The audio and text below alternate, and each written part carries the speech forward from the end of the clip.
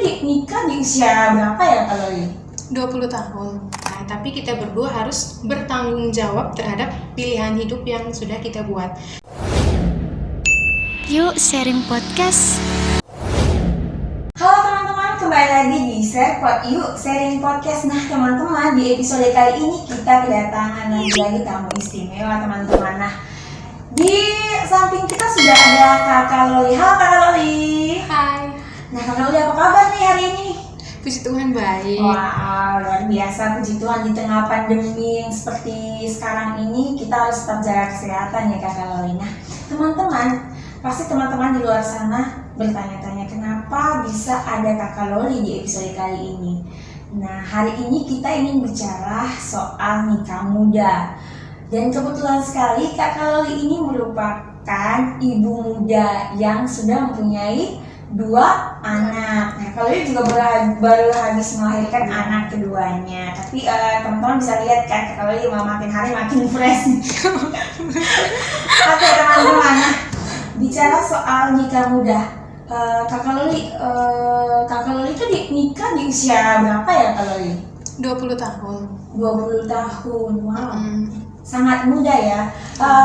Pasangannya Kakak Loli usianya berapa pada saat itu? 23 tahun, jalan 24 tahun. Oke. Dan pada saat itu Kakak Loli memutuskan untuk menikah di usia 20 tahun. Wah, luar biasa. Nah, bicara soal nikah muda di usia yang seperti itu, kenapa sih? Apa motivasi atau apa yang terpikirkan oleh Kakak Loli kenapa bisa memutuskan untuk menikah di usia 20 tahun? Oke. Jadi waktu itu kan kita memutuskan untuk menikah muda itu kita masih kuliah kan, masih semester 3 waktu itu. Jadi pada saat itu saya dan suami saya sekarang kita berdua pacaran, kita jalani hubungan, kemudian kita merasa klop begitu kan, kita merasa cocok. Kemudian pada saat itu memang kita berdua sama-sama pengen serius kan, menjalani hubungan yang serius. Nah kemudian pada saat itu juga suami saya kan sudah bekerja. Nah dia sudah bekerja, dia punya usaha sendiri.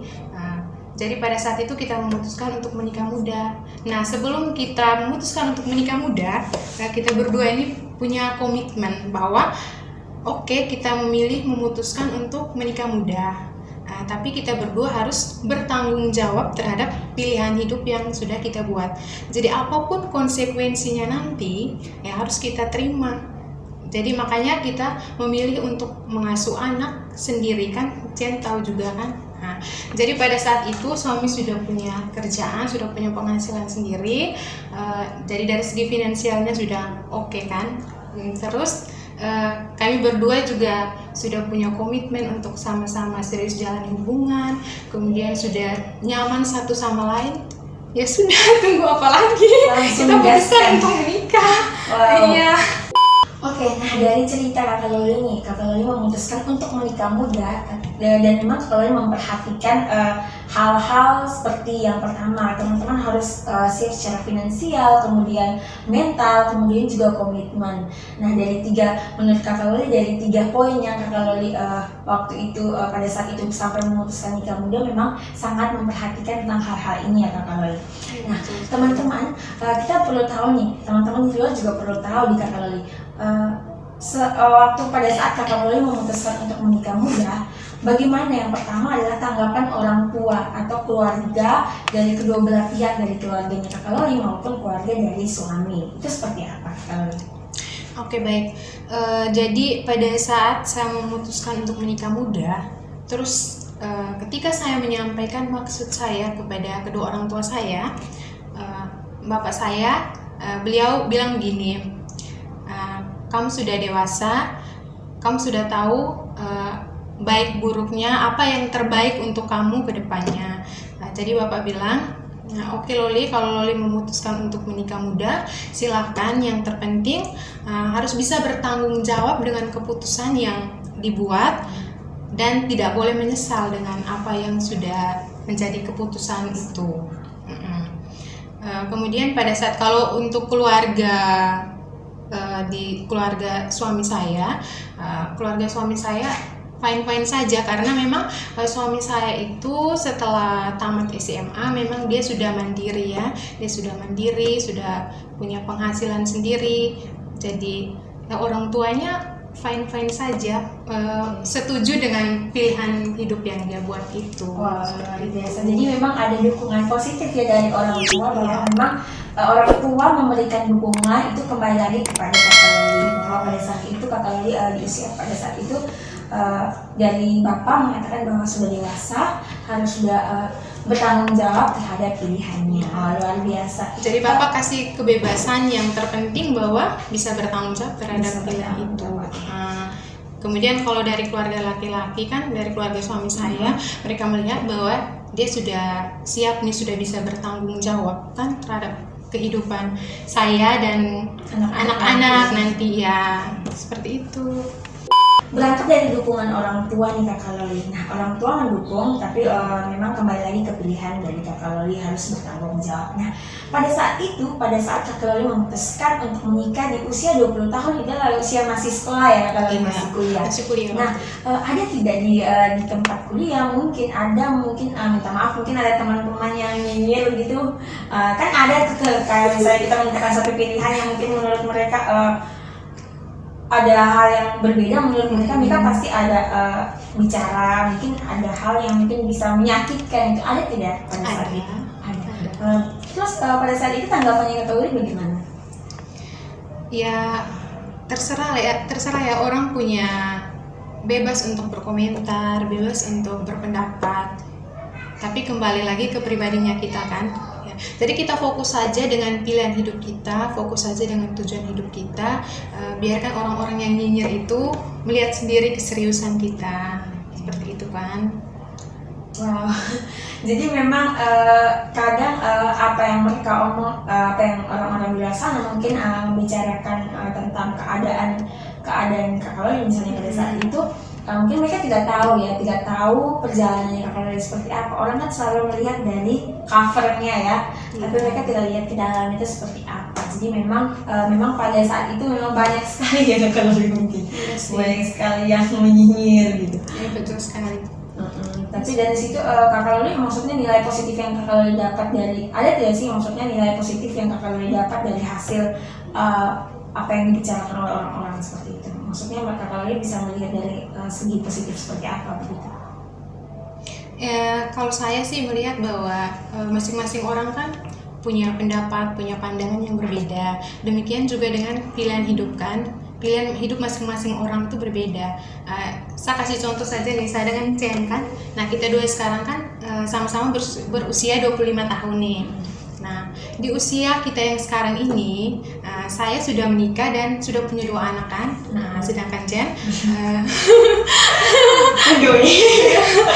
Chen kan lebih memilih untuk meniti karir terlebih dahulu. Nah, jadi di sini saya tidak bisa bilang ke Chen bahwa Chen ayo menikah, iya, atau Chen tidak bisa bilang Loli kenapa memilih untuk menikah muda, kan nantinya tidak bebas mau jalan kemana-mana begitu kan. Nah, jadi kembali lagi bahwa pilihan hidup masing-masing orang itu berbeda. Seperti contoh kita berdua tadi di usia yang sekarang ini, usia yang sama, kita memutuskan untuk memilih jalan hidup yang berbeda kan.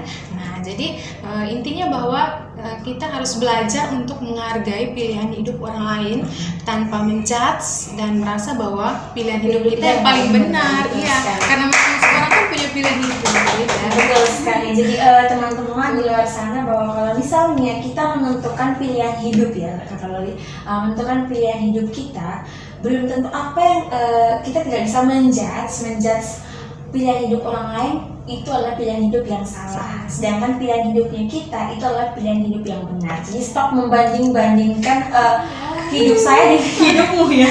Mari saling menghargai. Ya, mari betul sekali. Jadi di sini Kakak Loli juga bisa mengajak nih teman-teman dari apa yang diceritakan Kakak Loli, kita kembali sama-sama untuk menghargai pilihan hidup dari masing-masing orang ya. Kita tidak bisa menjudge bahwa pilihan hidup kita lebih benar, pilihan hidup orang lain itu salah dan kita punya lebih benar, itu tidak ya. Dilihat dari apa yang sudah tadi seperti contoh ya Mama, di usia yang sama antara saya dan Kakak Loli usianya sama, tapi Kakak Loli sudah menikah dan menjadi wanita karir. Sedangkan berbeda dengan saya masih ingin meniti karir, nah belum untuk memikirkan menikah seperti itu. Nah itu pilihan hidup ya, kita tidak bisa membenarkan atau menyalahkan pilihan hidup seseorang seperti itu. Baik, nah dari situ Kakak Loli, di usia sekarang sudah masuk usia pernikahan yang keberapa ya Kakak Loli? Usia pernikahannya kelima tanggal tanggal 29 ini, tanggal 29 Juli ini. Wah, masih muda ya? Masih muda, usia 5 tahun, 29 Juni ini ya? Nanti mau Juli. 29 Juli ini, sebentar lagi hitung hari akan anniversary yang ke-5. Nah, itu masih tergolong muda ya? Nah, kalau doakan pasti langgeng sampai kakek nenek, sampai mau memisahkan. Nah, ngomong soal usia pernikahan nih Kakak Loli, ini kan masih tergolong usia muda.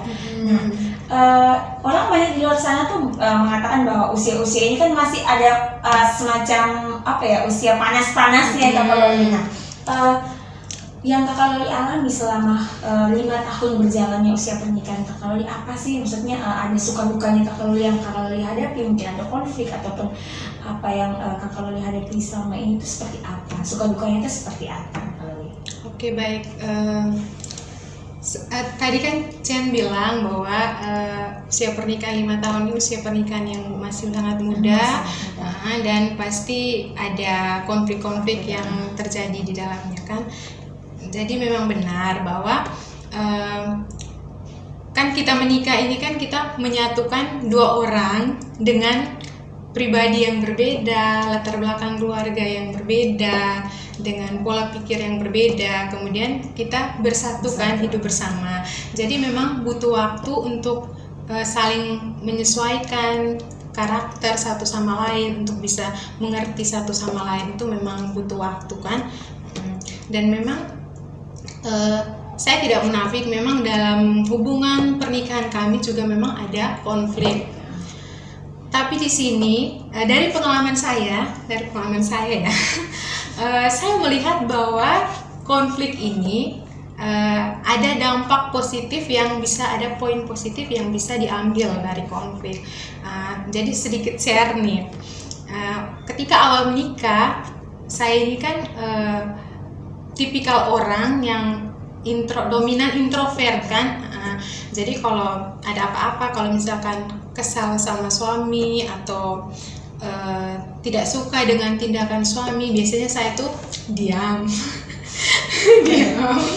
Jadi memang saya kan introvert, introvert parah. Jadi ketika awal menikah dengan suami, saya seperti itu. Ketika ditanya, ketika sedih, pokoknya apa-apa dipendam, tidak mau sampaikan ke suami. Jadi ketika ditanya, kenapa? Tidak. Jadi bisanya diam. Nah, bersyukurnya saya punya suami dengan tipikal orang yang ketika ada konflik, dia orangnya harus segera diselesaikan. Jadi tidak bisa dibiarkan berlarut-larut. Nah, jadi suami saya ini pelan-pelan bisa mengarahkan saya untuk ketika ada konflik bisa diselesaikan. Nah, di situ saya bisa ambil poin positifnya bahwa ketika ada konflik kemudian diselesaikan, apa yang membuat perasaan kita, segala perasaan yang tidak enak, kayak macam kita tidak suka dengan suami atau ada perilaku-perilaku yang kita tidak suka, yang tidak mengenakan, ketika kita sampaikan itu ke suami kan lega kan rasanya.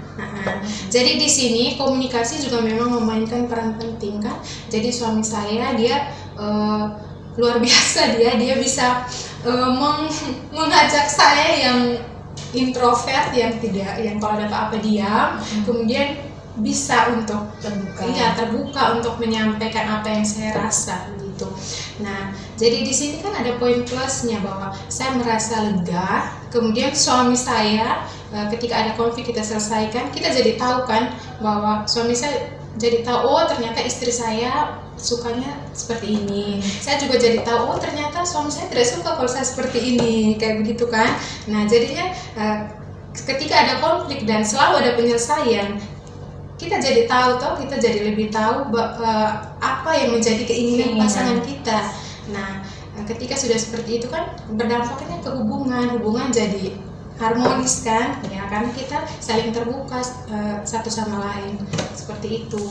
Tadi pertanyaan kakak Sen tadi suka dan duka ya? Pasti suka dan duka. Suka dan duka. Selama Oke. berjalannya pernikahannya kakak Loli. Yang pertama suka dulu ya. Pasti harus bagi suka dulu baru ke duka. Oke, silakan. Oke, jadi suka yang saya alami. Jadi saya bisa punya teman untuk berbagi, kemudian bisa punya teman untuk jalan-jalan gitu. Oh iya, karena saya juga dulu kan kakak Loli kurang jalan-jalan ya. Iya. Kalau pernah cerita bahwa kalau dulu tuh di rumah saja dan akhirnya punya pasangan untuk jalan-jalan. Iya, jadinya lebih bebas kan untuk jalan-jalan. Iya. Kemudian yang paling penting itu bahwa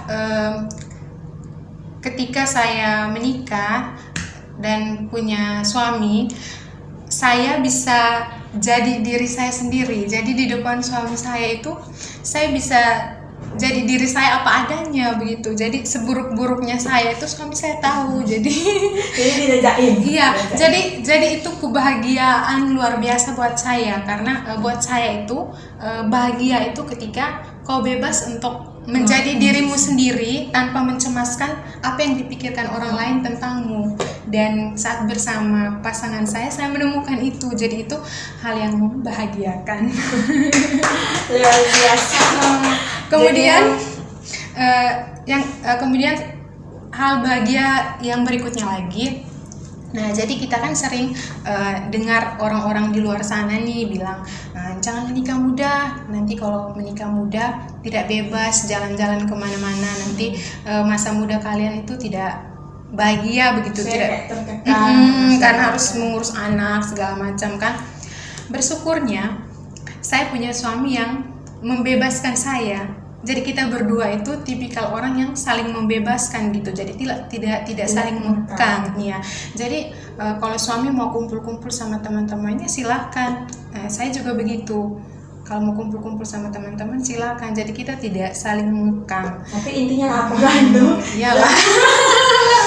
Tidak kumpul-kumpul saja tanpa ada laporan.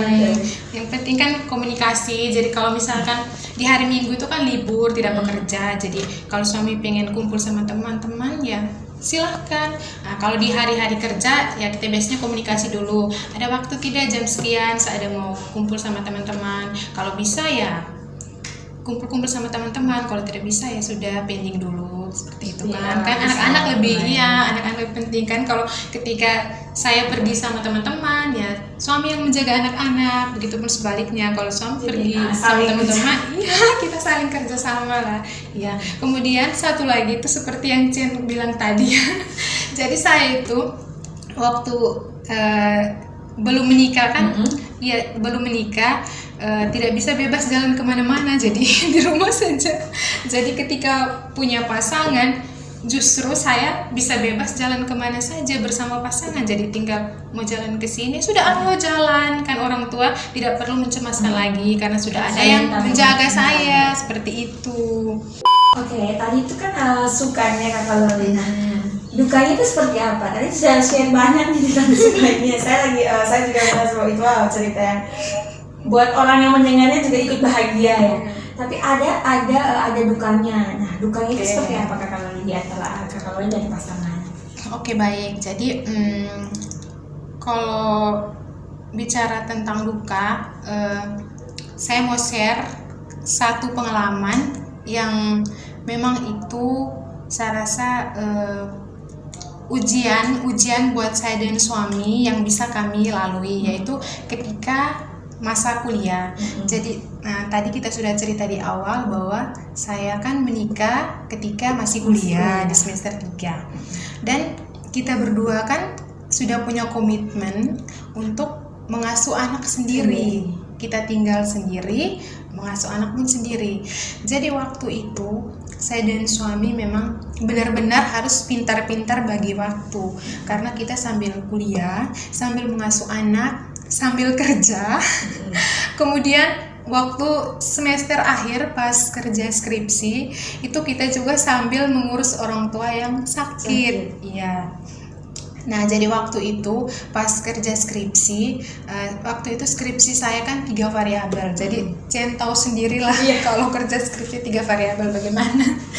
Jadi skripsi saya waktu itu pure saya sendiri yang kerjakan. Jadi suami hanya bantu coding, dibantu oleh ibu dosen pembimbing kan waktu itu. Terus kita harus sambil mengurus anak, harus sambil mengurus orang tua yang sakit tadi, terus sambil kerja.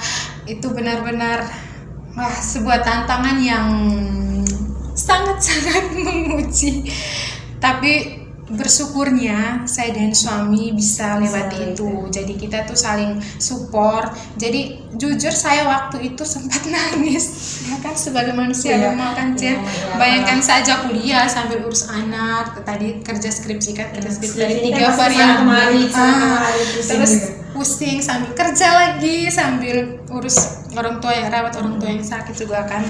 Jadi Jen tahu sendiri lah pusing. Jadi waktu itu saya sempat nangis, tapi suami saya dia selalu kuatkan saya. Jadi dia selalu bilang kita pasti bisa lewati ini, dan benar kita bisa lewati itu, dan kami berdua bisa menyelesaikan studi kami dan bisa lulus dengan bisa lulus cum laude. Wow. Dengar-dengar waktu itu Kakak Loli merupakan salah satu mahasiswi dengan lulusan terbaik di fakultas ya Kakak Loli. Itu yang sangat membuat bahagia ya Kakak Loli dengan segala perjalanan yang sudah Kakak Loli ceritakan. Pada akhirnya Kakak Loli meraih nilai terbaik itu pasti bahagia. Di tengah duka ada kebahagiaan pada akhirnya ya.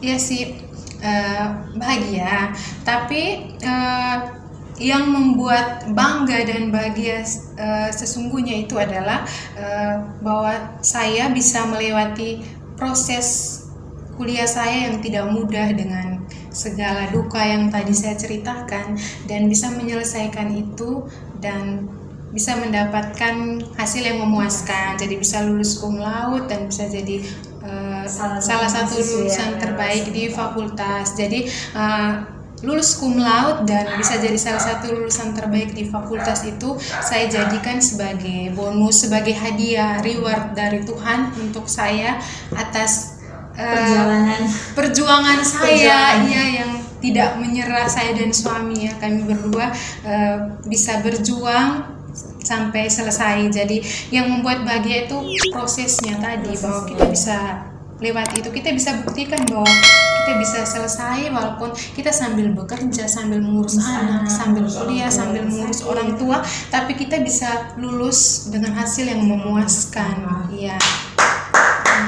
Luar biasa, keren. Nah, teman-teman di luar sana, ini cerita dari pengalaman Kakak Loli sebagai seorang ibu muda dengan ibu muda sekaligus wanita karir. Nah, Kakak Loli, saya mau tanya-tanya, sekarang kan lagi situasi pandemi ini, COVID yang belum selesai juga ini, kita harus berdoa sama-sama biar COVID ini cepat pulang kampung. Amin. Ya, biar kita tidak lagi harus PPKM, harus mematuhi prokes, yang memang kadang juga ada orang yang mematuhi prokes tapi memang susah ya, karena memang tidak terbiasa memakai masker seperti itu. Jadi kita berdoa bersama untuk cepat-cepat pergi, cepat-cepat hilang COVID dari Indonesia, bahkan dari dunia ya. Amin. Nah, bicara soal di tengah situasi pandemi yang saat ini ya Kakak Loli ini kan merupakan seorang ibu muda, kemudian seorang wanita karir. Nah, bagaimana Kakak Loli memanage waktu sebaik mungkin bisa untuk mengurus anak dan juga untuk bekerja? Itu seperti apa? Bagaimana pengaturan waktu Kakak Loli itu seperti apa? Oke, baik. Jadi ini membutuhkan kerjasama antara pasangan ya. Jadi saya dan suami bekerja sama. Kebetulan saya kan kerjanya 1 minggu 3 kali, Jen tahu kan, Senin, Rabu, sama Jumat. Nah, suami juga bekerja. Saya bekerjanya kan dari pagi jam 8 sampai jam 4, sedangkan suami bekerjanya dari jam 4 sore sampai jam 8 malam. Ya, jadi kita berdua bagi tugas. Anak saya yang sulung, kan anak yang kedua si bayi kan saya bawa ke kantor, kan Cen tahu. Jadi bersyukur kita bisa bekerja di tempat yang pemimpin kita sangat mengerti, sangat care, sangat peduli dengan kita. Nah, jadi yang anak kedua yang bayi kan saya bawa ke kantor. Jadi anak yang sulung dengan suami di rumah, seperti itu. Kalau bicara soal manajemen waktu, saya biasanya ketika saya bekerja hari Senin, Rabu dan Jumat kan saya kan kerja 3 hari. Nah, itu biasanya saya tuh bangun pagi sekali untuk masak, beres semua, baru pergi bekerja. Nah, kan biasanya kalau ada orang yang menikah, berkeluarga sambil bekerja itu kan saya melihat ada 2 tipe ibu ya. Jadi tipe yang pertama itu kan mereka ya sudah saya bekerja, jadi untuk urusan anak, suami dan lain-lain ya. Bisa dititipkan. Iya, kayak begitu kan. Nah, yang tipe yang kedua kan ada ibu yang oke, saya memang bekerja, saya wanita karir, tapi saya punya tanggung jawab untuk mengurus keluarga. Nah, saya tipe di yang kedua ini.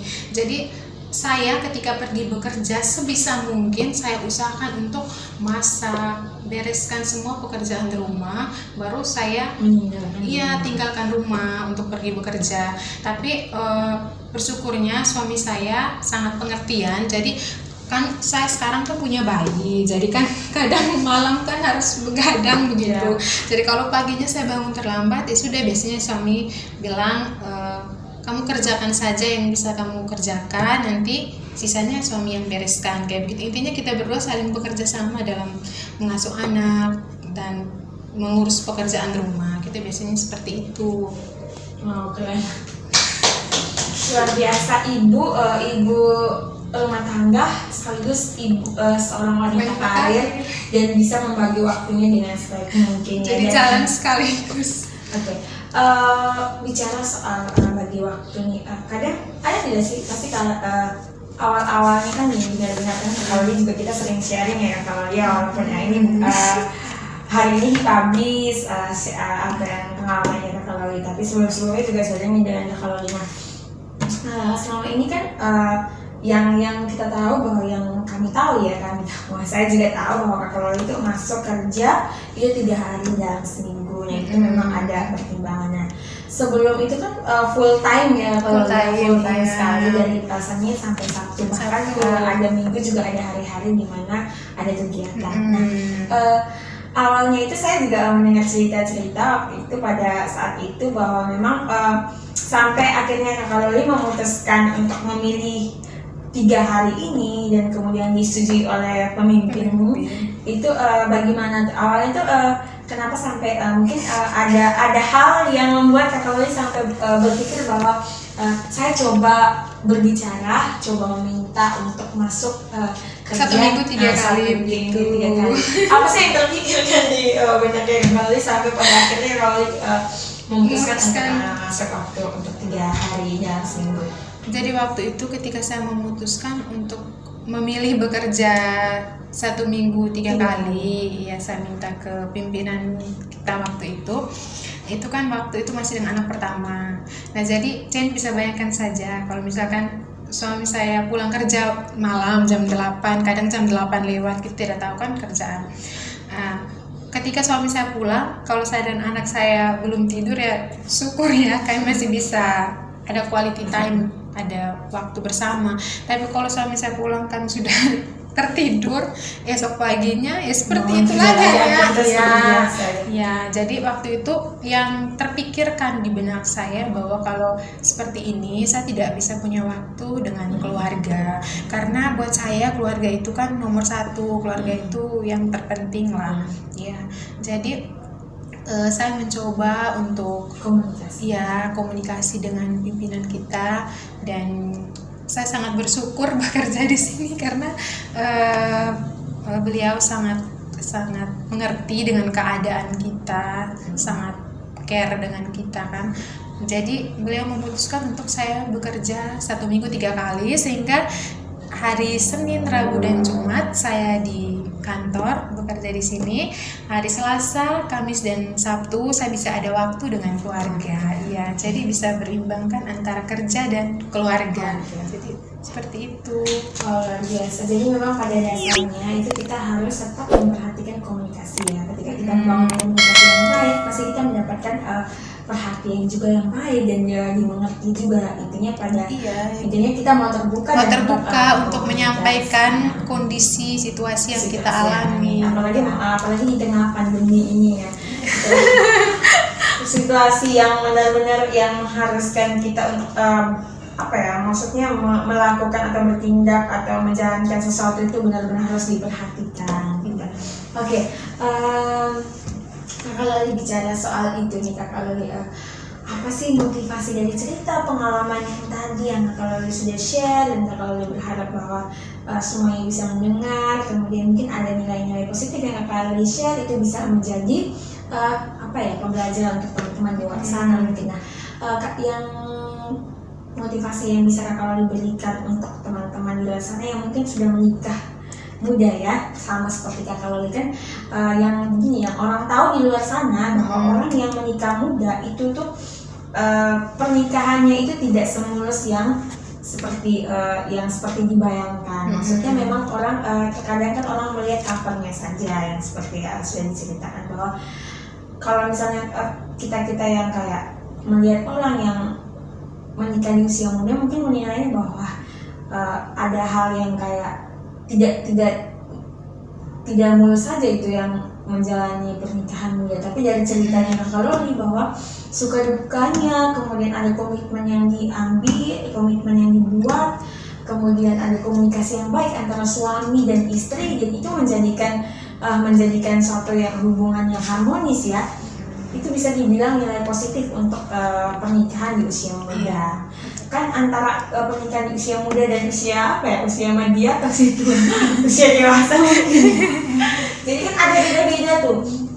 Belum tentu juga orang yang menikah di usia yang terbilang dewasa itu juga bisa menjalankan hubungan yang harmonis. Pasti ada suka dukanya itu. Tapi bagaimana kembali lagi ke pribadi dari masing-masing orang tersebut. Nah, motivasi dong Kakak Loli buat teman-teman di sana, mungkin untuk mama-mama muda nih atau bapak-bapak muda di luar sana yang mungkin selama ini mungkin dari ceritanya Kakak Loli juga ada yang menonton, misalnya ada sekarang kan ada yang lagi nonton bahwa saya kok tidak seperti itu, maksudnya saya kok di usia pernikahan yang saya masih yang tergolong muda, kemudian saya memutuskan untuk nikah muda, kok tidak seperti itu ya. Mungkin Kakak Loli bisa memberi motivasi kepada teman-teman di luar sana atau orang-orang di luar sana yang memutuskan untuk menikah muda. Oke, baik buat teman-teman di luar sana yang sudah menikah muda sama seperti saya, tetap fokus pada pilihan hidup kalian, bertanggung jawab terhadap pilihan hidup yang sudah kalian buat. Mari bangun komunikasi yang baik dengan pasangan sehingga bisa melewati suka duka dalam menikah muda. Wah, luar biasa. Nah, itu pesan untuk teman-teman yang di sana mungkin sudah menikah di usia muda, tapi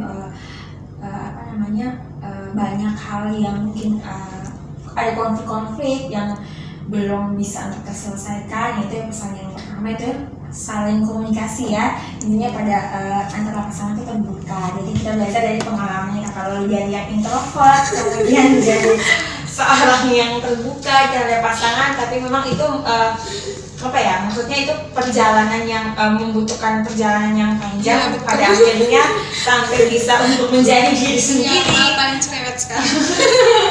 Tapi itu nilai positif karena memang kalau orangnya awalnya itu dulu kita kenalan, kalau orangnya memang sangat introvert, orangnya sangat tertutup. Pada akhirnya dia menemukan pasangan yang menurut dia akhirnya pasangannya menjadi diri sendiri, dan itu luar biasa. Nah, itu pesan buat teman-teman di luar sana yang sudah menikah ya. Nah, kalau itu untuk yang sudah menikah nih, yang menikah di usia muda. Buat yang belum menikah nih, yang belum menikah tetapi terpikirkan untuk menikah muda, itu seperti apa ya? Kalau mungkin dan dari apa yang sudah diceritakan oleh Kakak Loli, pengalamannya Kakak Loli bisa disampaikan motivasi atau mungkin sedikit apa ya, bisa dibilang sedikit pesan ya Kakak Loli ya, mungkin berangkat dari pengalaman Kakak Loli, mungkin di luar sana ada teman-teman yang memang pada saat ini usia muda tapi terpikirkan untuk menikah di usia muda. Yang perlu diperhatikan itu apa? Mungkin bisa disampaikan kepada teman-teman di sana. Oke, buat teman-teman di luar sana yang sempat terpikirkan untuk ingin menikah muda, jadi teman-teman harus mempunyai kesiapan, yaitu belajar dari pengalaman saya ya. Jadi kesiapan secara finansial, kesiapan mental, kemudian harus punya komitmen, dan teman-teman harus bisa bertanggung jawab terhadap pilihan hidup yang sudah teman-teman buat. Jangan sampai pilihan hidup ini membebankan atau merepotkan orang lain, dalam hal ini keluarga, orang tua. Seperti itu. Wow, luar biasa. Terima kasih Kakak Loli. Nah, teman-teman di luar sana mungkin itu pesan untuk lebih terfokuskan pada teman-teman yang belum menikah ya. Yang mungkin sempat terpikirkan untuk menikah di usia muda. Nah, tadi berangkat dari pengalamannya Kakak Loli, kita sudah dengar sendiri bahwa kita tuh harus memperhatikan soal kesiapannya. Kita menentukan segala pilihan untuk menikah di usia muda maupun di usia dewasa, sekarang lebih terkhusus pada usia muda ya. Untuk menikah di usia muda itu kita membutuhkan kesiapan ya. Semua itu karena kesiapan, bukan karena kesenian.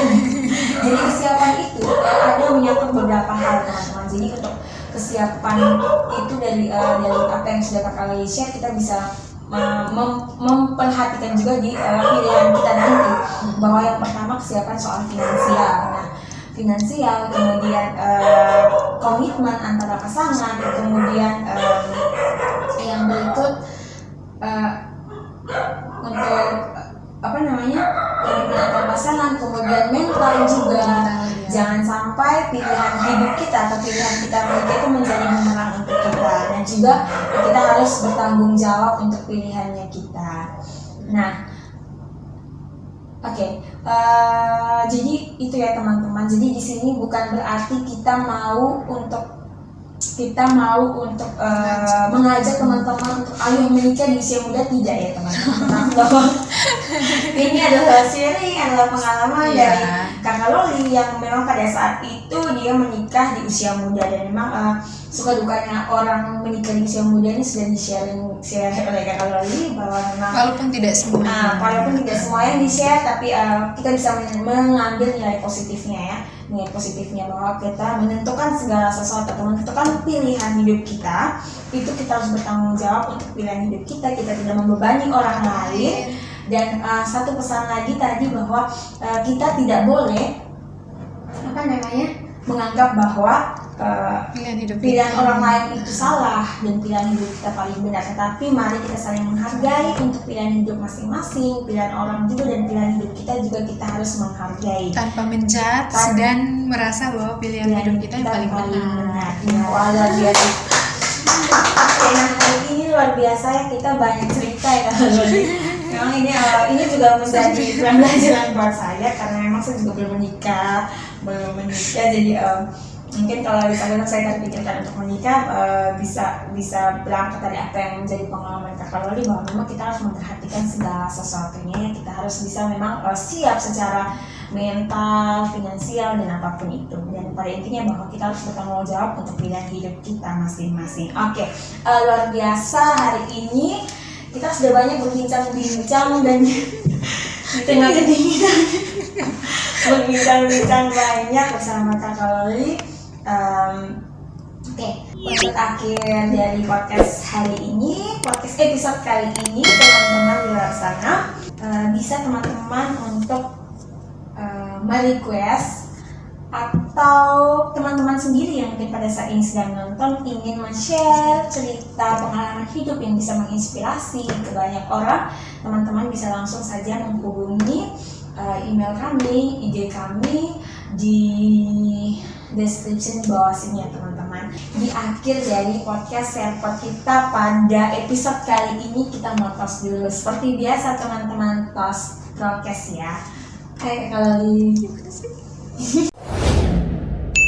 Yuk sharing podcast.